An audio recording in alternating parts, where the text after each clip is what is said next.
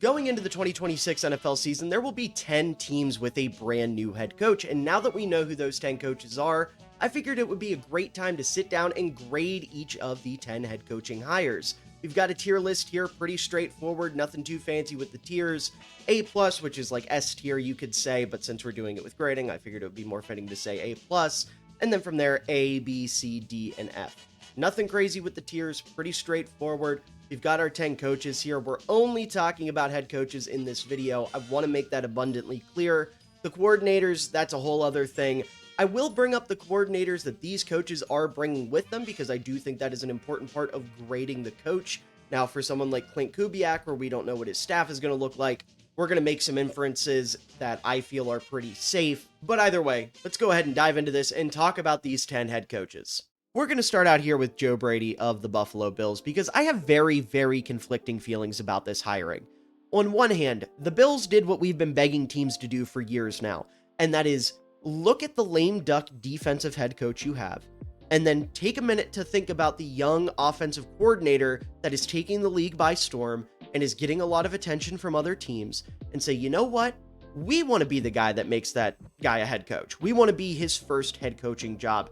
Maybe even his last if he can be here long term, right?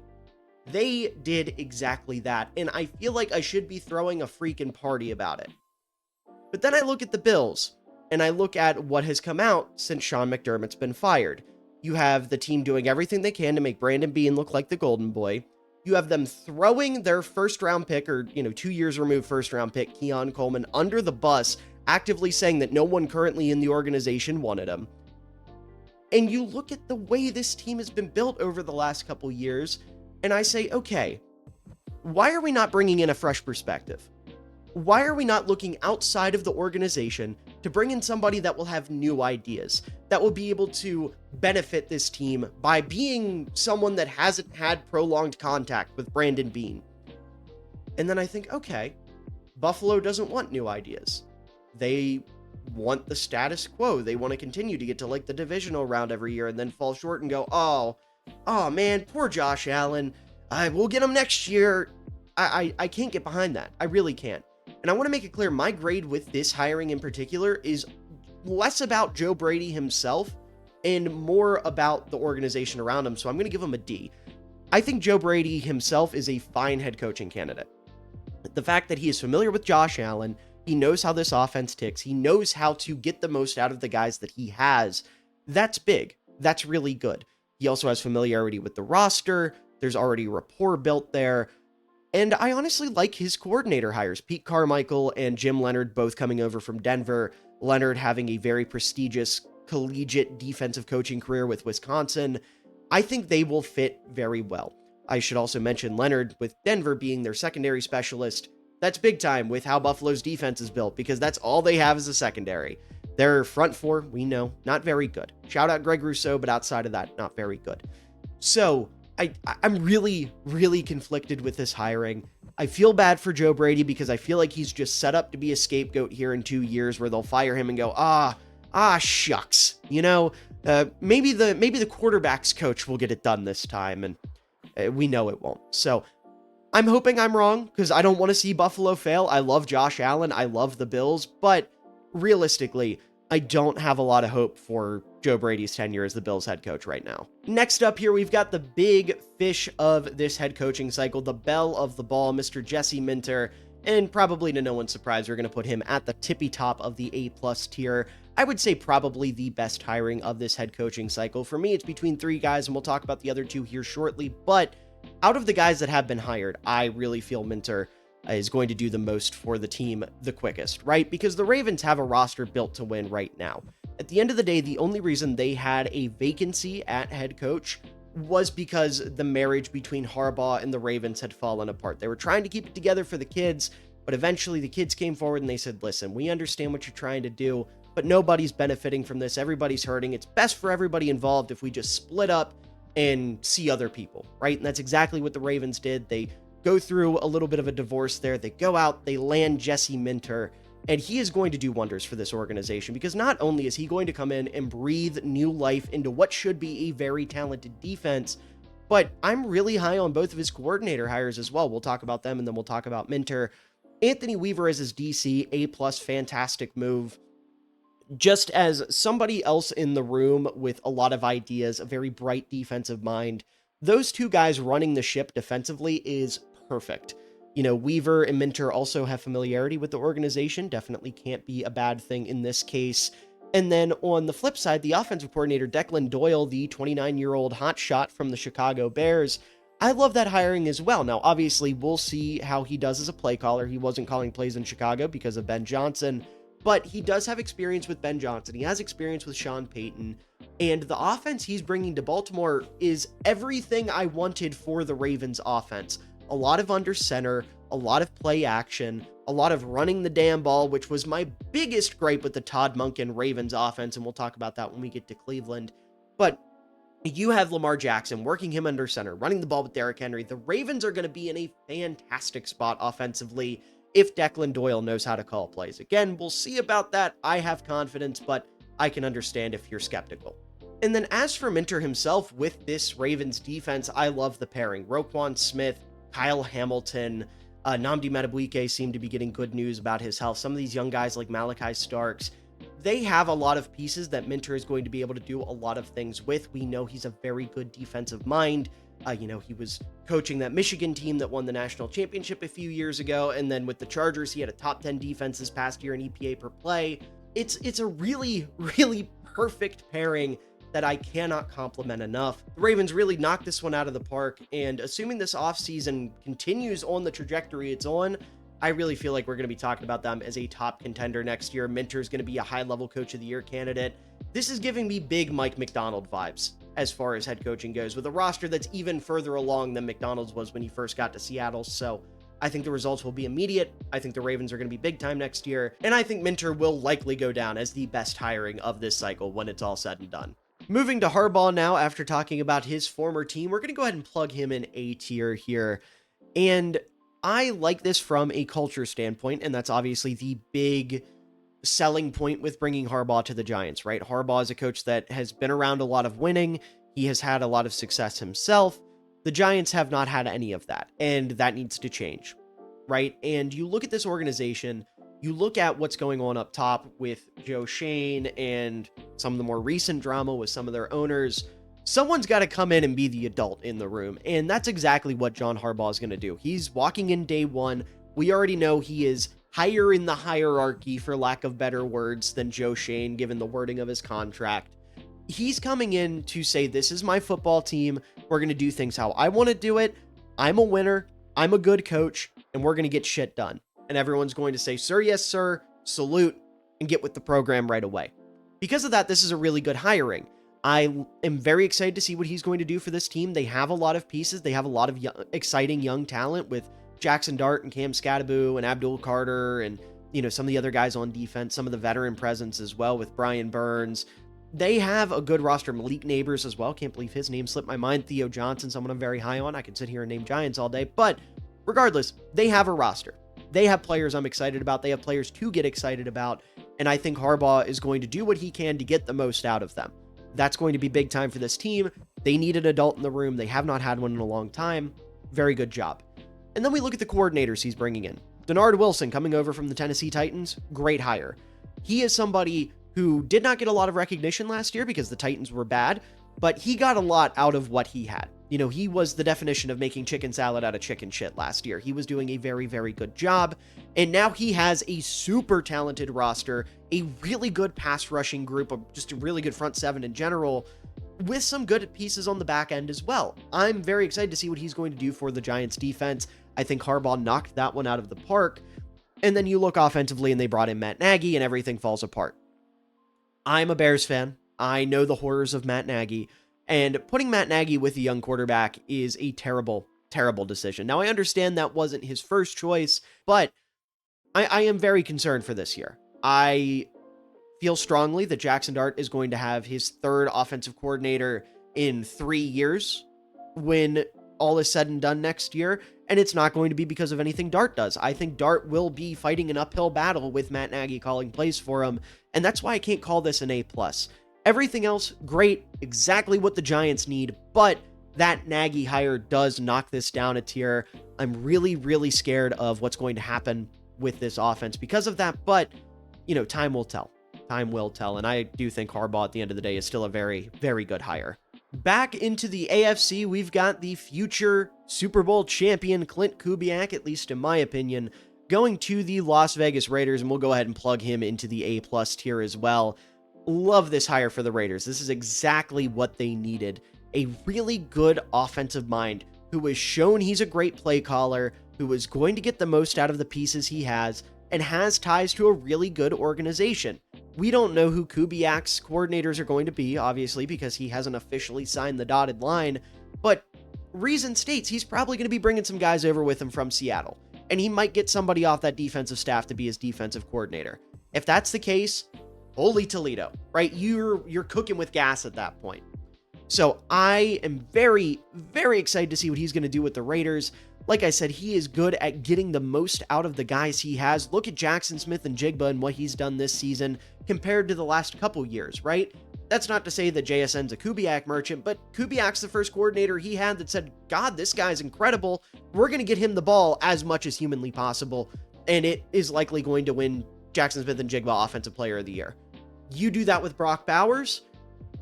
Oh my, right? Brock Bowers is an immensely talented football player. Kubiak has an opportunity to do a lot with him. And then in the run game, I know the Seahawks run game is kind of wishy-washy because of some of the guys they have on the roster, but on paper, Kubiak's run game is fantastic. He's a great run game coordinator. He knows how to draw up an effective, efficient run game. And I'm not just saying that because he utilizes a fullback. I'm saying it because I truly believe it. And now you're giving him Ashton Genty, and you'll be giving him a fullback to run behind. Look out. Offensively, this team is going to be fantastic. And then obviously they will probably draft Fernando Mendoza, number 1 overall, so they'll have a quarterback. This is a perfect hire for the Raiders, especially after what just happened. They brought in Pete Carroll. They brought in Geno Smith. You're expecting, immediate results. You're expecting this team, we were talking about them making the playoffs this year, and everything falls apart. So you decide to go the complete opposite direction. Screw a vet. Screw the proven guy. We want the young, exciting offensive coordinator that is going to potentially be the next Ben Johnson. Do I think Kubiak will be that?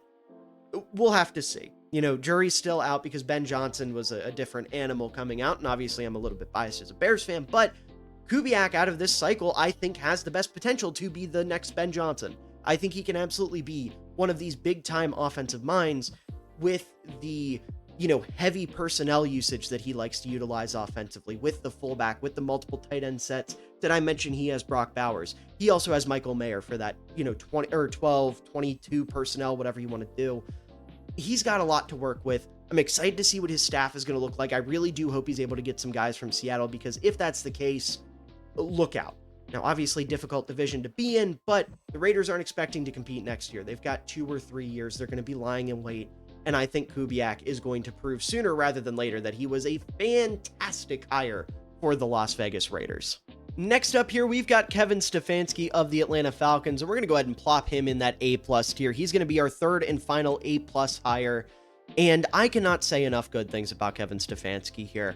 I understand people are going to be hesitant because he's coming from Cleveland, and the Browns are the Browns, especially with all the drama that surrounded them last year between him and Shedeur Sanders, which it was a bunch of baloney. I'm not a Shedeur Sanders hater. I'm not saying that because I think Stefanski got shackled to the worst quarterback ever or whatever, but I really think it's crazy to insinuate that he was doing anything malicious to hinder Shedeur Sanders. That's crazy. In reality, Stefanski has gotten a very raw deal in Cleveland, right? You shackle him to the worst trade in NFL history after finding a little bit of success with Baker Mayfield, and then he manages to get the most out of Joe Flacco. It just wasn't a pretty sight for him in Cleveland. Now he gets to go to Atlanta, and he's in a much, much better spot. First of all, defensively, he doesn't have to do anything because he's inheriting Jeff Ulbrich. That is a fantastic thing for Kevin Stefanski because he can focus on the offense, right? Ulbrich is one of the best defensive coordinators in the league right now. He did wonders with Atlanta's defense last year. We saw them have some very big games defensively. That Rams game on Monday Night Football where they picked off Stafford several times stands out to me. You've got some really exciting young pieces over there. Xavier Watts is one of my favorite young players in the league. That defense is going to be great regardless. So then Stefanski, because he inherits Ulbrich, gets to focus solely on the offense, and that's his bread and butter. He is, in my opinion, a very good play caller offensively. we have seen him get the most out of some pretty rough quarterbacks. And going to Atlanta here with Kirk Cousins and Michael Penix as his two quarterbacks, he's going to need to get the most out of some rough quarterback play. And I think Penix will probably end up being the guy for them in the short term. Long term, we'll have to see. He's got some growing to do. But Stefanski can make his job easy. A lot of play action, a lot of getting him out in space and, putting him in positions to make 1 to 2 reads, if that, all lined up in front of him. His offense, when he had Baker Mayfield, young Baker Mayfield, before he threw that shoulder out, is relatively similar to what I expect the offense to look like here in Atlanta, and they can find success with that. Additionally, the big thing here is Bijan Robinson. You have the best running back in football in your backfield, and Kevin Stefanski, for my money, is one of the best run game coordinators in the sport. Everything he has done with the Browns run game year after year has been super, super impressive. It's super diverse. It's super creative. He is so good at calling specific runs in specific situations. I love everything he's done. We saw the rookie season that Quinshon Judkins had, and I don't want to take too much credit away from his talent, but Stefanski was a big part in that. And I really do think him with Bijan Robinson, as well as Drake London and Kyle Pitts with the season he had if he gets retained, and Darnell Mooney and Tyler Algier, they are set up for big time success in Atlanta, and they could be competing for the playoffs as soon as this year. They're in the NFC South. It's not a super competitive division. So in other words, it would not shock me at all to see Stefanski as a playoff head coach next year in Atlanta. Next on the docket is Mike LaFleur going over to the Arizona Cardinals from the Los Angeles Rams. And I'm going to give this one a B. I like the shot that the Cardinals are taking here. They're saying, okay, this division is insanely tough. We've got Shanahan, we've got McVay, we've got McDonald. Arguably 3 of the top 5 head coaches right now are in this division. So we're going to take a big swing. We're going to look at Mike LaFleur, who has ties to Matt LaFleur, obviously, being his little brother, but also Sean McVay and Kyle Shanahan, 2 of the best coaches in the league, 2 guys that I just named that are kind of the basis for a lot of the best coaches in the NFL right now. Obviously, the Shanahan net is cast wide. We talked about Clint Kubiak already, who comes from that group. And LaFleur has the potential to be the next big name from that group.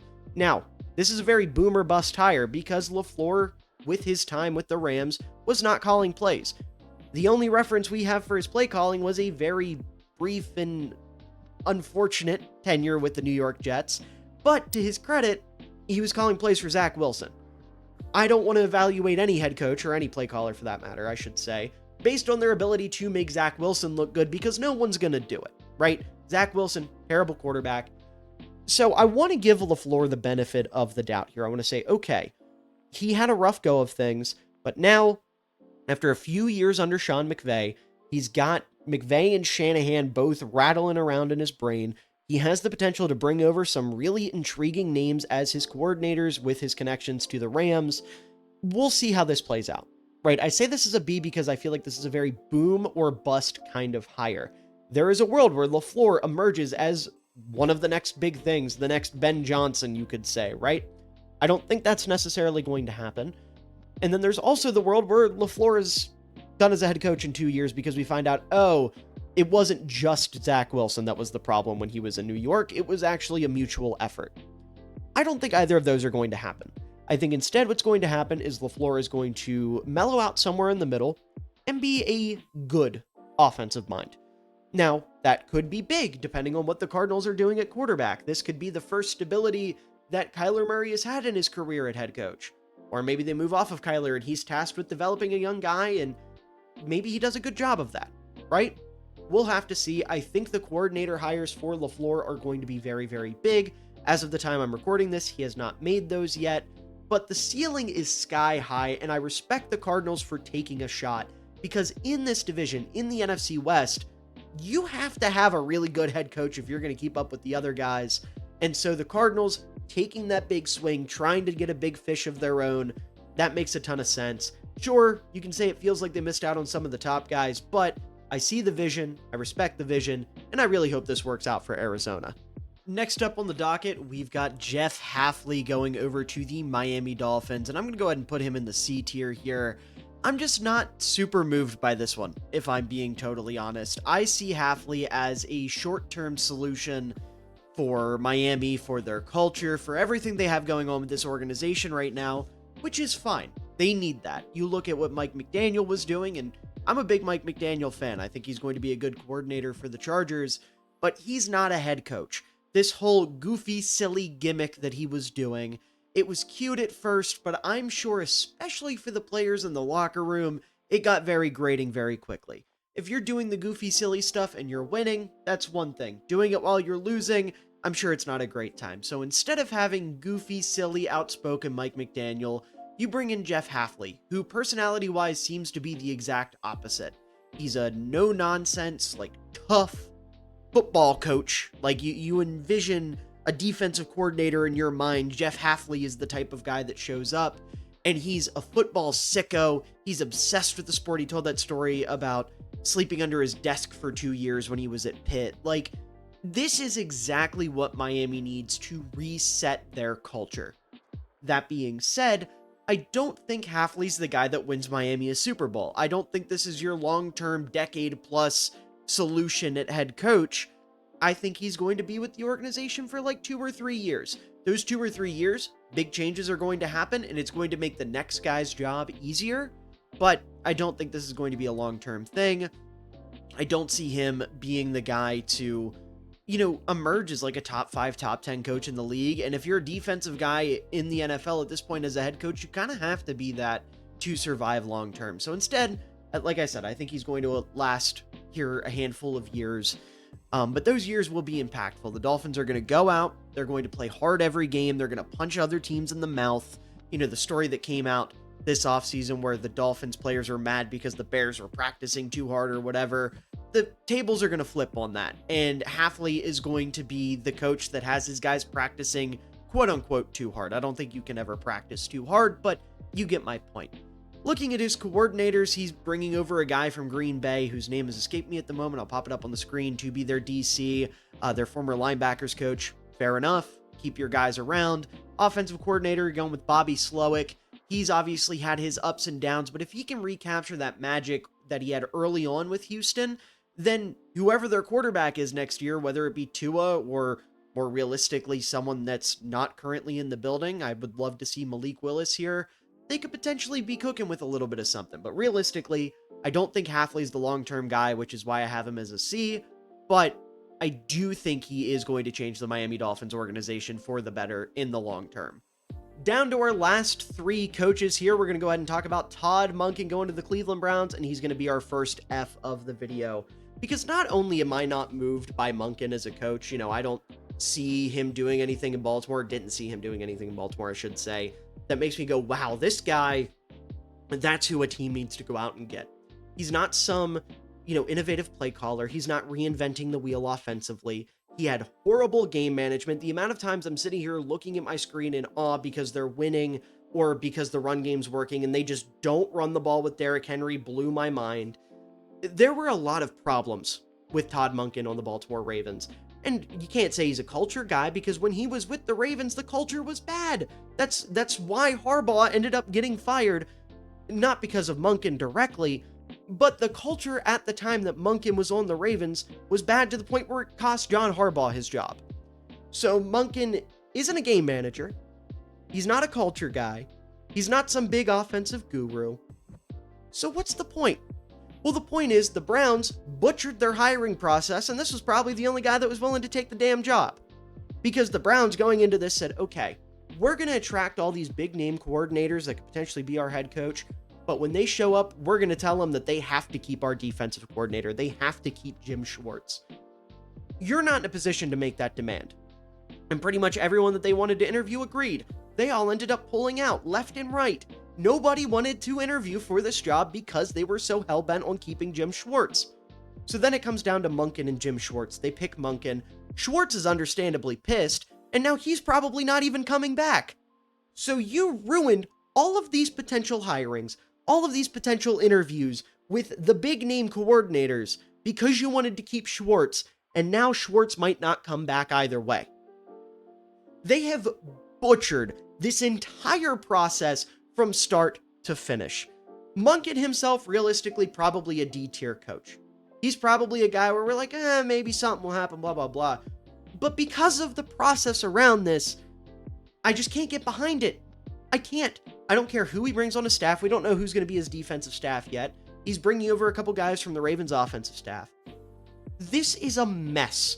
And it's to the point where either this organization is doing it on purpose or God has stepped in and said, listen, this is what you get for paying Deshaun Watson $300 million guaranteed. This is either divine intervention and penance for their sins, or this organization is to the point where they say, you know what, the only way we're going to stay relevant is by doing dumb shit so people can laugh at us, so let's keep doing dumb shit so people can laugh at us.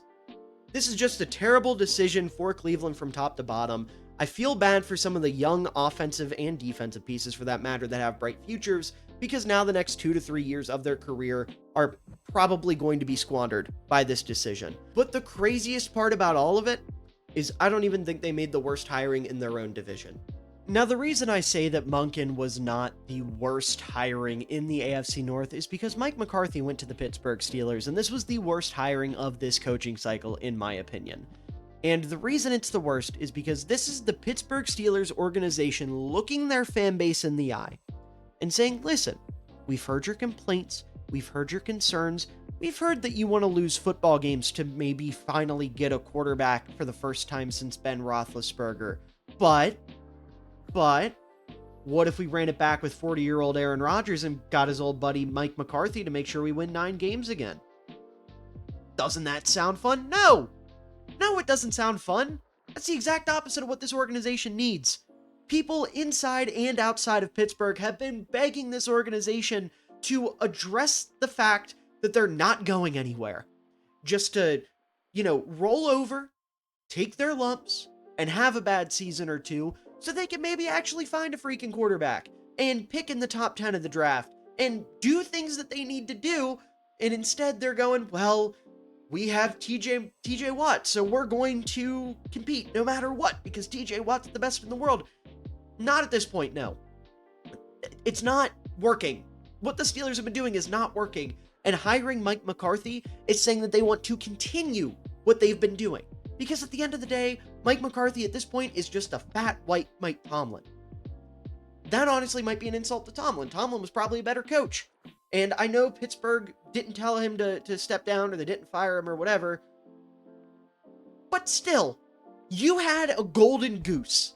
You had a prime opportunity to look your problems in the eye and say, we get it. Something needs to change. We need to be picking high. We can't keep kicking the can down the road. Something needs to give to ensure that the city of Pittsburgh can get back to what was once a fantastic football city. And instead, they settle for mediocrity once again. Mike McCarthy does not bring anything to this organization that is different. He does not bring anything to this organization that will make it better. I say this as a Chicago Bears fan. Mike McCarthy wasted years of Aaron Rodgers' career. Years. Rodgers should have multiple rings, and he doesn't because Mike McCarthy didn't know what he was doing. When he went to Dallas, nothing good came out of that. So what makes you think this will be different? There's not a single thing that I look at with this hire and say, that's great. That helps Pittsburgh.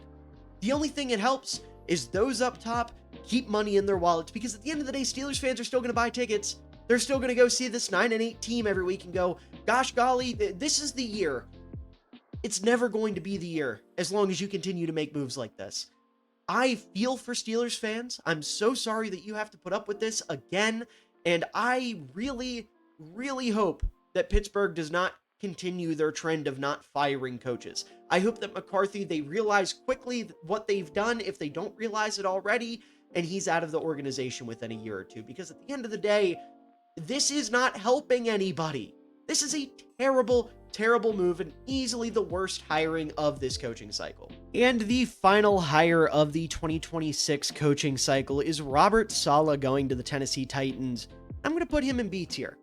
I like Robert Saleh. I think he brings a lot to the table, and I'm glad he's getting another opportunity because in my opinion, he got a raw deal with the Jets. I understand that the team was not super successful during his tenure, but you look at the organization, you look at what was going on, especially the drama with Woody Johnson and Aaron Rodgers, he didn't really get a chance, right? There were some semblances of good coaching, some ideas of culture being built, and it all came crumbling down the second they forced Aaron Rodgers onto him. So now Saleh got to pick his quarterback, he picked Cam Ward, and I'm excited to see how that pairing's going to go. Now, Saleh himself, I believe in a lot as a defensive mind. I love what he did with the Niners defense this season. Granted, he didn't have a lot to work with because of injuries, but he made a lot out of what he was working with, much like Denard Wilson did last year with the Titans defense. So he's walking into a relatively similar situation. He's got Jeffrey Simmons and a bunch of unprovens, a couple guys that are solid here and there, with the opportunity to add even more talent during this offseason. So I'm really excited to see what he's going to do with this defense. I think this Titans defense has a very high ceiling with Robert Saleh. And then on the other side of the ball, you've got Cam Ward to worry about, right? You've got this young, exciting quarterback who showed a lot of flashes, but needs to work out some of the kinks. So what do? You bring in Brian Daboll. He's going to be your offensive coordinator. That's a perfect spot for him. Brian Daboll, in my opinion, is a good play caller and a good offensive coordinator who specializes in quarterback development. He's just not a head coach. He's just not somebody I trust to run an entire team. He bit off more than he could chew with the Giants, and even then he had some moments, you know? So you've got these two guys who have experience running the ship on either side of the ball that are going to be running the Titans, and I'm very excited about that. I love that Saleh picked Cam Ward. I think Cam Ward is going to be a superstar player. I think he is better than what Brian Daboll got to work with last year. I know Jackson Dart looked better than Ward for the most part, but I do think Daboll played a big hand in that. And working with Daboll is going to remind everybody why Cam Ward was the consensus QB1 going into that draft. I'm very, very excited for that pairing. I think Saleh is going to do wonders with the defense. From a culture standpoint, you know, the Titans just need something. They need somebody who can come in and help them win games, and I'm confident that Saleh can do that. Again, I understand the hesitancy because of his tenure with the Jets, but if we really look at that from an objective standpoint, I find it hard to blame a lot of that or any of that really on Saleh, given the situation surrounding it. And again, his experience with the Niners, you know, being around a winning culture, being around superstar players, being able to coach up those guys, I think is going to do a lot for the Titans. And the only reason he isn't higher, I know I've sung my praises for him a lot, is because I will admit, as much as I don't think it's the case, there is a world where that Jets tenure, we find out some of that was him, or find out more than some of that was him. So you have to leave all options on the table. And also, he's just not as proven as a Harbaugh or a Stefanski in my eyes. And when it comes to these young guys, you know, they could potentially change the NFL landscape completely. I don't think Saleh is going to quite do that, but I do think he's going to make a big difference for the Titans. So I can't say anything too negative about the hire. I really like that one, and I hope Saleh proves a lot of people very wrong. But anyways, folks, that is going to do it for this video. I hope you all enjoyed. If you did, please make sure to leave a like down below, as it does help out the channel a ton. It shows your support, it shows you care, and I really do appreciate it. Also, make sure to comment down below. Tell me what your thoughts are on this tier list. Did I get it right? Did I get it wrong?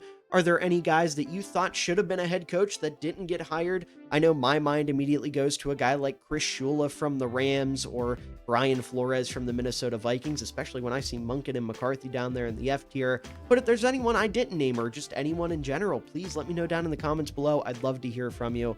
And also make sure to subscribe for more NFL content coming your way throughout the rest of the offseason and beyond. We really only have 1 week of football left. That's crazy to think about. I've got a CJ Ham career tribute video coming out on Friday for Fullback Friday that you definitely won't want to miss if you're a fan of the channel. So again, make sure to subscribe, make sure to stay tuned for that. And above all else, I hope you enjoyed this video, and I hope you all have a wonderful day, evening, night, afternoon, whatever time of day it is for you. I hope you enjoy it because you're all wonderful people and you truly do deserve it. Had a chance on the throwback. This was an ill-advised throw. What an unbelievable catch by Cole Kmet. And he cups it too. No movement when he hits the ground, tucked up against his shoulder. Wow. Using that